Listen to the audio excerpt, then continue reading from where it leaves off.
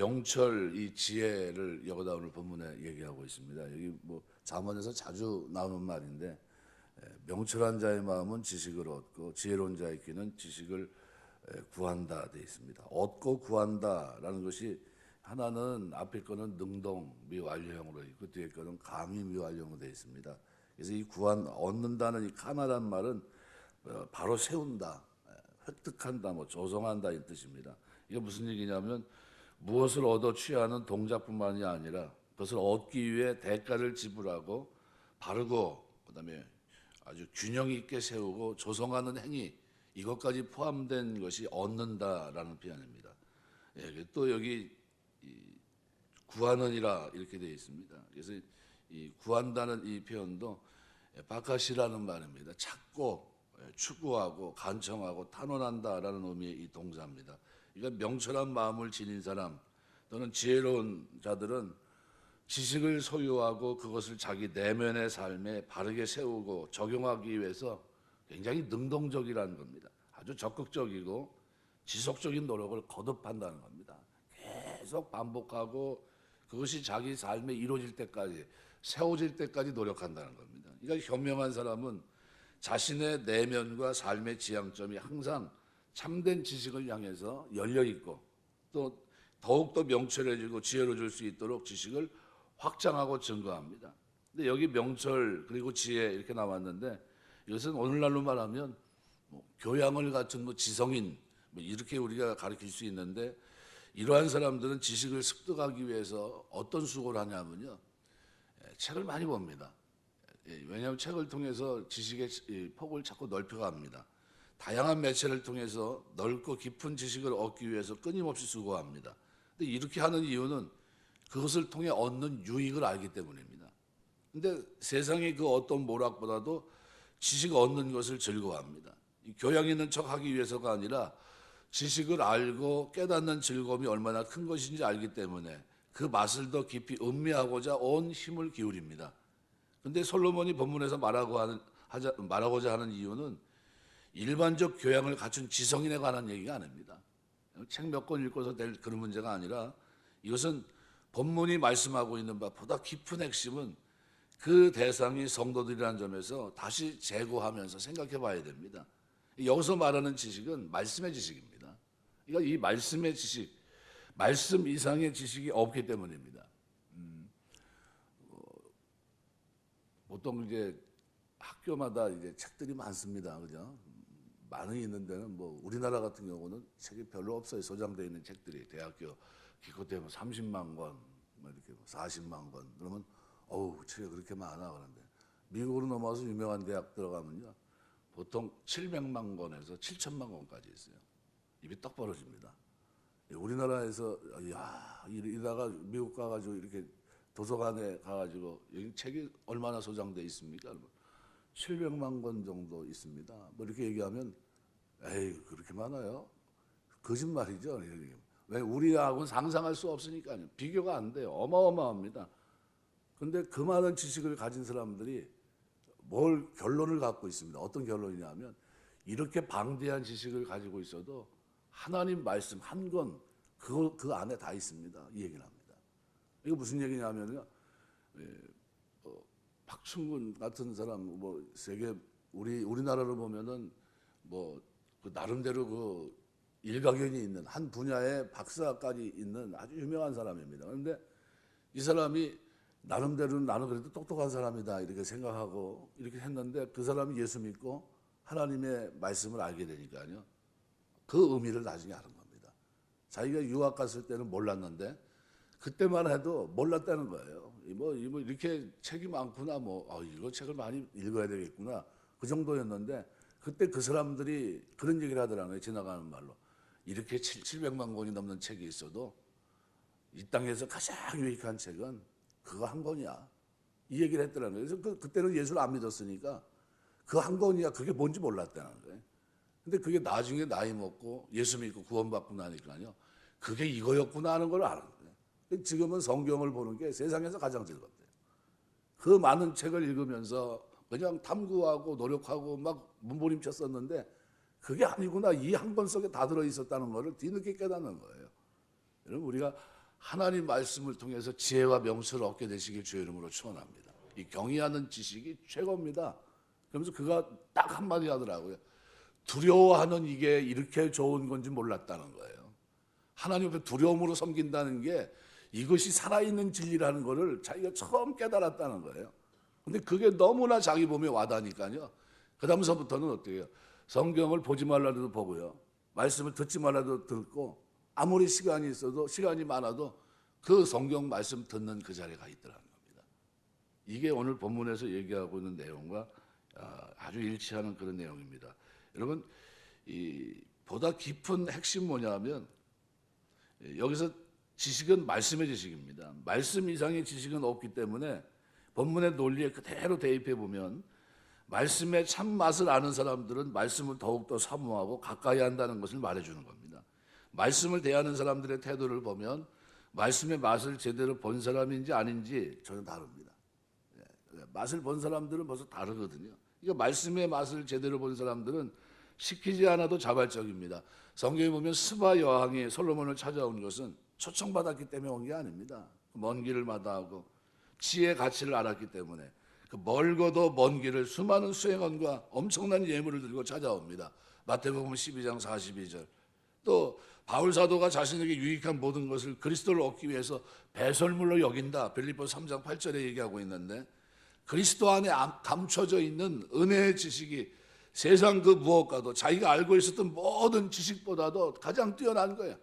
자기가 쉽게 말하면 실타래처럼 풀러나가야 되는 하나님 말씀을 왜곡되이 알고 있었던 그가 그리스도를 통해서 십자가를 통해서 부활을 통해서 이것이 풀려나가는 것을 뒤늦게 아는 거예요. 그러니까 그 지식이 내가 알고 있었던 여태까지 구약의 모든 지식을 어떻게 총망라합니다. 그거보다 더 뛰어나요. 너무나도 엄청난 겁니다. 그래서 그걸 어떻게 해요? 자기가 여태까지 소중히 여겼던 것을 다 내려놓습니다. 그리스도를 아는 이 지식을 얻기 위해서는 나의 생명을 조금 더 귀한 것을 여기지 않고 그거를 전하는 거라면 난 최선을 다하겠다는 거예요. 왜? 그게 너무나 가치를 알았기 때문에 맛을 안 겁니다. 이거 엄청난 거구나. 이게 이 십자가의 죽음과 부활이 엄청난 거구나. 그거를 누가 깨달으면 사도 바울이 깨달은 거예요. 내 지식은 아무것도 아니야. 이건 배설물이구나. 이거는 사람을 살리는 게 아니었구나. 이것이 사람을 살리는 것이 이것이 영생이 있고 여기에 영원한 구원이 있구나. 이것이 하나님의 자녀가 되는 길이 여기 있구나 하는 거를 그 매듭이 풀리고 나니까요. 그 다음서부터는 어떻게 해요? 그걸 전하는데 목숨 겁니다. 자기 생명을 조금 더 귀하게 여기지 않아요. 이게 예수 믿는 겁니다. 그래서 그리스도 안에 감추인 은혜의 지식이 세상 그 무엇과도 비할 수 없이 소중하고 보배로운 것을 깨닫기 때문입니다. 하나님의 지혜가 담긴 말씀은 일단 맛을 깨닫게 되면 세상 모든 것 다 포기하고라도 더 깊이 알고 더 깊이 이해하고자 하는 노고를 아끼지 않게 되어 있습니다. 여러분, 저도 일주일에 설교를 꽤 많이 하는데요. 주일 설교할 때는 밤에 잠을 못 잡니다, 사실은. 계속 머릿속에서 그냥 묵상하고 되짚어보고 계속 그럽니다. 그리고서 전하는 겁니다. 그게 그냥 뭐 대충 그냥 때 됐으니까 하고 이런 게 아닙니다. 그게 이거 혹시 이거 뭐 잘못하는 건 없나 한번 점검해보고 심지어 차 타고 다니면서도 머릿속에 그거 돌리고 있어요. 몇 번 돌아봅니다. 그러고 난 다음에 전하는 거예요. 그러니까 이게 뭐냐면 우리가 하나님 백성들이 살아가는 동안에 우리에게 가장 큰 힘이 뭐냐면 말씀입니다. 말씀. 여러분 말씀이 여러분에게 진짜 여러분의 인생을 좌우할 만큼 큰 즐거움이 되시길 주의 이름으로 축원합니다. 사도행전의 베레아 사람들이 그죠? 말씀에 대한 그죠? 간절함이 있지 않았습니까? 이것이 그들에게 복입니다. 시편 19편 10절 보면 금 곧 많은 정금보다 더 사모할 것이며 꿀과 송이꿀보다 더 달도다. 이것을 좀 깨달아야 돼요. 이거를 한번 제가 언제 깨달았냐면요. 다 죽게 돼가지고 뭐 이렇게 기도원 가서 이렇게 하고 그 다음에 성경을 뭐 이제 무릎 꿇고 성경을 보면서 다독했습니다. 다독을 하는 중에 나중에 밥 먹는 것보다 성경 보는 게 더 그거를 제가 체험합니다. 그때 깜짝 놀랐어요. 이게 이런 거였구나 하는 거를. 그게 그때 지금 한 몇 년 됐나 거의 한 30년 전에 그걸 이제 경험한 겁니다. 그리고 인생이 확 바뀌었어요. 하나님 말씀이 이런 거구나. 그래서 제가 그래요. 제 체험에서 하는 얘기입니다. 성경 5번 이상 다독하면요, 하나님이 역사한다고요.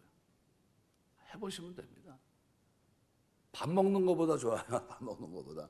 그게 그냥 가만히 이게 성경을 가서 설교를 듣고 있으면, 앉아 있으면요, 왔다 갔다 합니다. 구약과 신약이 연결돼서 왔다 갔다 하고, 누가 역사하면 성령이 역사하시다. 그때부터 그거를 한번 맛을 봐야 돼요. 이게 성의꿀부터 다르고, 이게 수면제가 아니라 구약 신약 이걸 그냥 피면은 그냥 잠이 오고, 이게 아니라 그걸 피고 무릎 꿇고서 성경을 보니까요, 진짜 점점 눈이 맑아져요. 진짜 하나님 보실 때 아름답고. 그래서 여러분, 우리가 살아가는 동안 명철 지혜로 구비해서 끊임없이 말씀을 구하는 삶이 여러분의 삶이 되시길 주의 이름으로 축원합니다. 오늘 16절 보시면은 이렇게 표현합니다. 사람의 선물은 그의 길을 넓게 하며 또 존귀한 자 앞으로 그를 인도한다.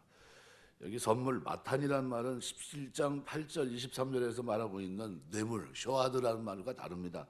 그러니까 존경하는 사람이나 사랑하는 사람에게 즐거운 마음으로 주는 예물, 호의적인 선물, 이게 선물입니다. 마탄. 그러니까 여기 솔로몬이 선물이 그 사람의 길을 너그럽게 하느니라, 너그럽게 한다는 거죠. 그의 길을 넓게 한다, 넓게 합니다. 이건 여기 그 사람의 길 이렇게 되어 있습니다. 그래서 17절에 보면 16절 그의 길을 넓게 하며 이렇게 되어 있는데, 넓게 한다는 것은 그를 위하여 for him 되어 있습니다. 킹제임스 버전에서는 그를 위한 거란 겁니다. 그러니까 이것이 그 길을 이렇게 너그럽게 넓힌다는 거예요. 넓힌다. 그러니까 이걸 쉽게 얘기하면 개인의 활동 영역이 점점점 크게 만들어져 간다. 뭐가요? 선물이. 이게 어떤 선물이냐면 뇌물이 아닌 선물. 뇌물이 아닌 선물과 성격을 분명히 하고 있습니다. 그러니까 이 선물은 사심 없이 감사와 애정을 담아 전달하는 예물이 사람들 사이의 관계를 넓혀주고 원활하게 한다는 거예요. 우리가 어떤 일을 할 때 평상시에 하시길 주의 이름으로 축원합니다. 평상시 뭐냐면 어떤 걸 놓고서 하는 거는 뭐가 됩니까? 그거는 뇌물이 될 수가 있어요. 이거 저기 하고서. 근데 평상시는 뭡니까? 사랑이에요. 너무 감사해서 뭐 이렇게 하는 거죠. 이게 이웃과의 관계도 그런 겁니다. 평상시. 그러니까 아무것도 아닌 소소한 것 같은데 그런 겁니다. 평상시에 관계를 잘 세우면 음식을 하면서도 서로 나누지 않습니까? 그런 거예요. 그래서 하반절은 상반절 내용에서 한 걸음 더 나갑니다. 선물은 그를 존귀한 자 앞으로 인도한다. 이렇게 선언합니다. 그러니까 특별한 지위에 있는 사람, 그들에게 사랑과 관심, 도움이 필요할 때 그에게 적당한 선물을 바치는 근동의 풍습, 그것과 관련된 표현입니다. 그러니까 존귀한 자와도 관계를 세우는데 뭐가 중요하냐면 선물이라는 거예요. 근데 선물이 어떤 뇌물이 아닌 일상적인 삶 속에서의 선물은 뭐예요? 그에게 큰 유익을 준다는 거예요. 존귀한 자 앞에 설 수 있게 한다는 겁니다. 여기 존귀한 자가 복수형으로 쓰였습니다. 이것은 지혜로운 자가 많은 존귀한 자들을 존경하고 예의를 갖추고 그들에게 선물한다는 거예요. 지혜로운 사람이. 그러니까 그들과 가깝게 지낸다는 겁니다. 뭐 때문에요? 그 선물로. 그러니까 뇌물이 아닌 선물을 주니까 늘 존귀한 자들이 볼 때 어때요? 저 사람 좋은 사람이다. 나에게 호의적인 사람이다. 이렇게 본다는 거죠. 그러니까 뭐 말을 할 게 없는 거죠. 그게. 그런 삶을 얘기하는 겁니다. 결국 그 삶이, 선물을 주는 그 삶이 자기 길을 형통하게 한다는 겁니다. 이 순수한 마음의 선물이 인간관계에 있어서 긍정적인 측면으로 작용하고 사람들의 관계 윤활유 역할을 할 뿐만 아니라 존귀한 자들과 가까이 할 수 있는 기회를 제공하고 복된 삶을 끌어갈 수 있도록 한다는 거예요. 여러분 많이 주면서 하시길 주의 이름으로 축원합니다. 주면요 다 좋아합니다. 받으면 다 기억하고, 그분이 나 줬구나, 저분이 왜 줬지? 순수한 마음으로. 우리 뭐 이런 겁니다. 누가 내가 참 귀하게 여기는 분인데 뭐 자녀가 졸업하면 졸업 선물을 해주는 겁니다. 이거 가족 뭐 이렇게 티켓을 주면서 내가 따로 해주고 싶지만 가족이 가서 이렇게 했으면 좋겠다고 이렇게 하면 그 사람이 자기 가족을 생각해 주는 사람이 되면 머리에 입력이 됩니다. 가슴에 남습니다. 그럼 어떻게 할까요? 늘 좋은 인상이 그 속에 있습니다. 그 사람이 이제 어느 위치에 돼가지고 서로 도움이 되는 겁니다. 이 사람은 뇌물 주는 사람이 아니다. 이 사람 뇌물을 안 주더라도 평상시에 어떻게 해요? 나에게 선물을 주면서 내 삶의 한 부분이 이걸로 생각합니다. 그러니까 뇌물과 선물은 성격이 완전히 다른 겁니다. 뇌물은 그 일을 앞두고서 그거 좀 해결해 달라고 주는 게 뇌물이고, 선물은 뭡니까? 그 사람과 좋은 관계를 맺기 위해서 주는 게 선물입니다. 그러니까 우리가 살아가면서 여러분이 많이 주변에 사람과 선물을 많이 하시길 주 이름으로 축원합니다. 자꾸 주며 사는 것이 좋습니다.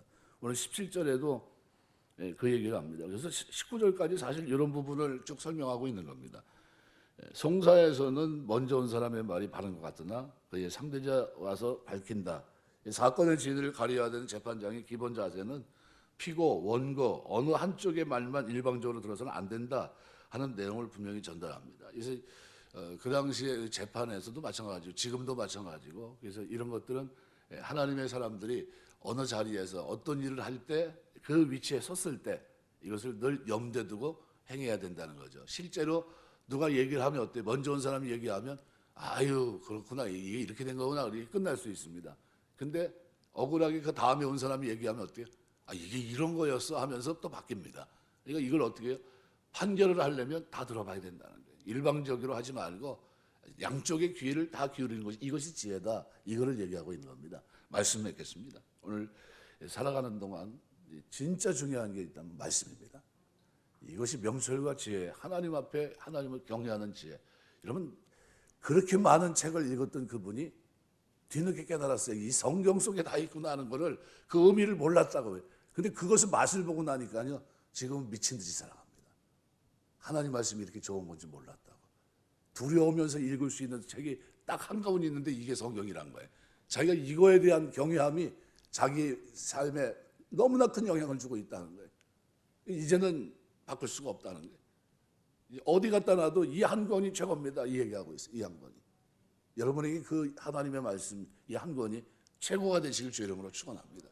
성경에 세상에 많은 책들이 있지만요, 이 한 권으로 귀결됩니다. 영생을 얻게 하는 것, 구원을 얻게 하는 것, 하나님의 자녀의 길, 이게 이 속에 다 담겨 있는 겁니다. 가장 중요한 겁니다. 살아가면서 우리가 기도할 제목 가운데 가장 큰 기도 제목은 이겁니다. 주의 말씀을 바르게 알고 바르게 깨닫고 바르게 살아갈 수 있도록 도와주옵소서라는 거예요. 또 오늘 16절에도 선물, 여러분 꼭 기억하시면서 뇌물이 아닌 선물은 존귀한 자 앞에 이르게 하고 좋은 관계를 맺으면 이 땅에서 내 삶을 폭을 넓혀준다 하는 사실을 여러분 기억하시고, 살아가는 동안 좋은 관계를 많이 맺고, 그래서 여러분 사는 동안 여러분이 가는 걸음 속에 늘 형통함이 있고 즐거운 일들이 가득 차게 되시기를 주의 이름으로 축원합니다. 기도하겠습니다.